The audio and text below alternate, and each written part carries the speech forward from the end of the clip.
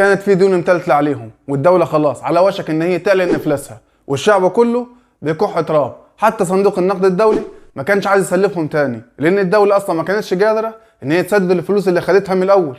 وفضلوا على الحال ده يا سيدي لغايه ما جت الانتخابات البرازيليه سنه 2002، وتم انتخاب لويس دا سيلفا. واللي عمله دا سيلفا في خلال 8 سنين بس هو اللي انقذ البرازيل ان هي تعلن افلاسها. ومش بس كده، ده كمان حول البرازيل لقوه اقتصاديه. ودا سيلفا يا سيدي اتولد سنه 1945، اتولد في اسره فقيره، وبسبب الفقر اللي كانت بتعاني منه اسرته اضطر ان هو يشتغل من هو صغير. اشتغل في مسح الاحذيه، واشتغل في بيع الخضار والفاكهه، ومحطه بنزين، وصبي ميكانيكي، واخر حاجه اشتغل فيها في مجال التعدين. يعني الراجل من الاخر كده طالع من عامه الشعب، واللي هو كان مفروم اصلا زيهم.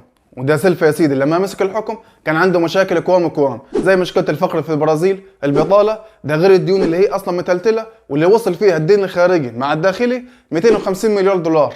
ده غير مشكله التسرب من التعليم والمخدرات المنتشره في البلد.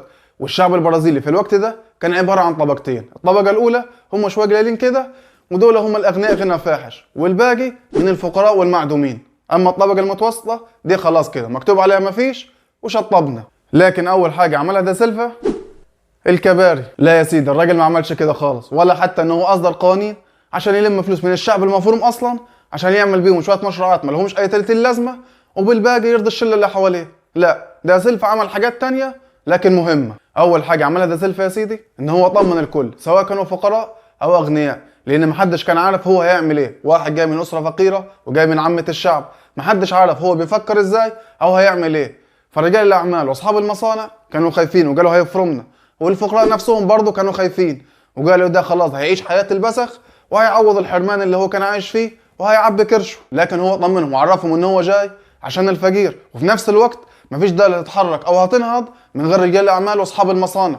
وبعدها يا سيدي دخل على التوفير وعمل خطه للتقشف على الكل. يعني مفيش اي فلوس هتتصرف على حاجه ملهاش اي لازمه، يعني لا مؤتمرات ولا حفلات تصرف ملايين وهي اصلا ملهاش اي 30 لازمه، ولا ان احنا نشتري طيارات لزوم الفشخره او نبني مباني مش هنستفاد منها حاجه. وبعدها يا سيدي راح نزل بحته حلوه كده للفقراء والمعدومين اللي في البرازيل، حاجه اسمها الاعانه الاسريه. وده مبلغ من المال بيتصرف للاسر الفقيره والمعدومه، لكن ربطها بشرط ان هم يودوا عيالهم للمدرسه.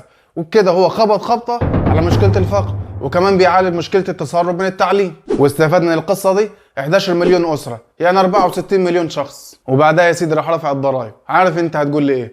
يعني هو يدي الناس الحاجه باليمين وبعد كده ياخدها منهم بالشمال؟ لا يا سيدي، ده هو رفع الضرائب على الكل باستثناء ال 11 مليون بتوع الاعانه الاسريه. يعني الاغنياء بس هم اللي بيدفعوا الضرائب، والاغنياء يا سيدي كانوا بيدفعوا عادي لان هم بالمقابل حصلوا على تسهيلات في الاقتراض وتسهيلات في الحصول على الاراضي عشان يبنوا عليها. يعني هم من الاخر كده برضه كسبانين. وطبعا بعد الاعانه الاسريه ارتفعت القوه الشرائيه، فالجماعه الفقراء بيجي معاهم فلوس عشان يشتروا بيها، والاغنياء بيجي الانتاج بتاعهم بيتباع بسرعه والعمليه ماشيه. وبعد كل اللي اتعمل ده يا سيدي في 2 مليون برازيلي رجعوا البرازيل. طبعا دول معاهم فلوس وهيستثمروا في بلدهم، وفي 1.5 مليون اجنبي دخلوا البرازيل. طبعا دول برضه معاهم فلوس وهيستثمروا في البرازيل. والبرازيل يا سيدي في اول 5 سنين من حكم دا سيلفا سددت كل الديون اللي عليها لصندوق النقد الدولي. ومش بس كده، ده كمان هي سلفت الصندوق 14 مليار دولار بعد ما كان الصندوق ما كانش عايز يسلفها لان هي ما كانتش قادره تسدد الفلوس اللي عليها. بس كده هو ده اللي عمله دا سيلفا؟ لا يا سيدي، استنى شويه. دا سيلفا بدا يتوسع في الزراعه وفي استخراج النفط والمعادن، وبدا يعمل عمليه تنشيط للمشروعات الصغيره. فبدا ينزل من فائده الاقتراض من 13% ل 8%، وبكده بدات العمليه تنشط وبدات الناس العاديه تعمل مصانع او مشروعات صغيره.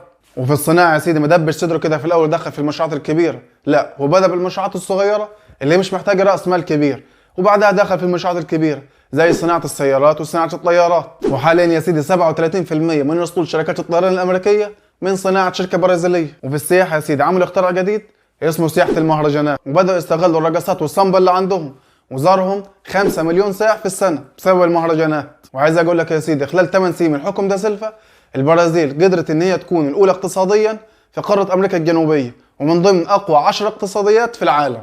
وبسبب القوه دي يا سيدي انضمت البرازيل لمجموعه البريكس، واللي فيها البرازيل والصين وروسيا والهند، وانضمت بعد كده جنوب افريقيا. ومش بس كده يا سيدي، دا سيلفا طالب ان هو يكون البرازيل مقعد دائم في الامم المتحده، كل ده في 8 سنين، كل ده والبرازيل 200 مليون نسمه واستلمها خرابه. يعني هو يا سيدي لا قال لهم انتوا كتير عليا، ولا قال لهم البلد ليها 50 او 100 سنه خرابه وانا مش هقدر اصلحها في 8 سنين، ولا هي محتاجه 20 تريليون عشان ابنيها.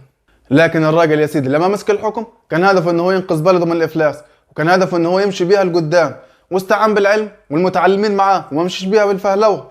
فالبلاد عشان تنهض محتاجه للاخلاص والعدل والعلم.